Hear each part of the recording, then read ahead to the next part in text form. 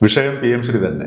പാശ്ചാത്യ ലോകത്തെ സാങ്കേതിക വിസ്ഫോടനങ്ങൾ, അതും വിശേഷിച്ചും രണ്ടാം ലോകമഹായുദ്ധത്തിന് ശേഷം മുഴുവൻ അവർ ഉപയോഗിച്ചത് തങ്ങളുടെ പുത്തൻ ചൂഷണ ഉപാധിയായിട്ടായിരുന്നു.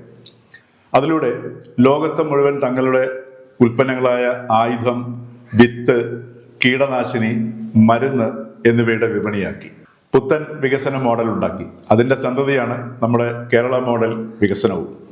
അതിനായി അവർ കണ്ട വഴിയെന്ന് പറയുന്നത് മാധ്യമ പ്രവർത്തനത്തെയും അതേപോലെ വിദ്യാഭ്യാസ സമ്പ്രദായത്തെയുമാണ്. അതിലൂടെ ലോകത്തെ മുഴുവൻ ഈ സാങ്കേതികതയെ ശാസ്ത്രമാണെന്ന് ധരിപ്പിക്കുന്നതിൽ അവർ വിജയിച്ചു. ആ ശാസ്ത്രത്തിൻ്റെ മറവിൽ അശാസ്ത്രീയമായി സാങ്കേതിക വിദ്യയെ പ്രയോഗിച്ചതിൻ്റെ ഫലമാണ് നാം ഇന്ന് നേരിടുന്ന ആഗോളതാപനവും കേരളത്തിൽ സർവ്വസാധാരണമായി മാറിക്കഴിഞ്ഞിരിക്കുന്ന ക്യാൻസറും അതേപോലെ വിവിധ ഇനങ്ങളായി എപ്പോഴും നമ്മളെ സന്ദർശിക്കുന്ന പനികളും മറ്റുമൊക്കെ.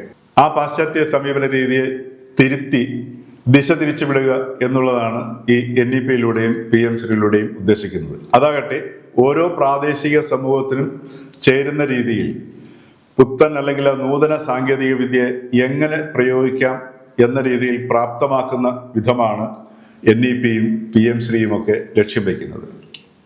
ഇത് തിരിച്ചറിയാതെ BJP-യുടെ രാഷ്ട്രീയ ലക്ഷ്യമെന്ന വെറുമൊരു എലിയെ കൊല്ലുന്നതിന് വേണ്ടി ഇല്ലം ചുടുന്നത് പോലെയാണ് ഈ പദ്ധതി വേണ്ടാന്ന് വയ്ക്കുന്നത്.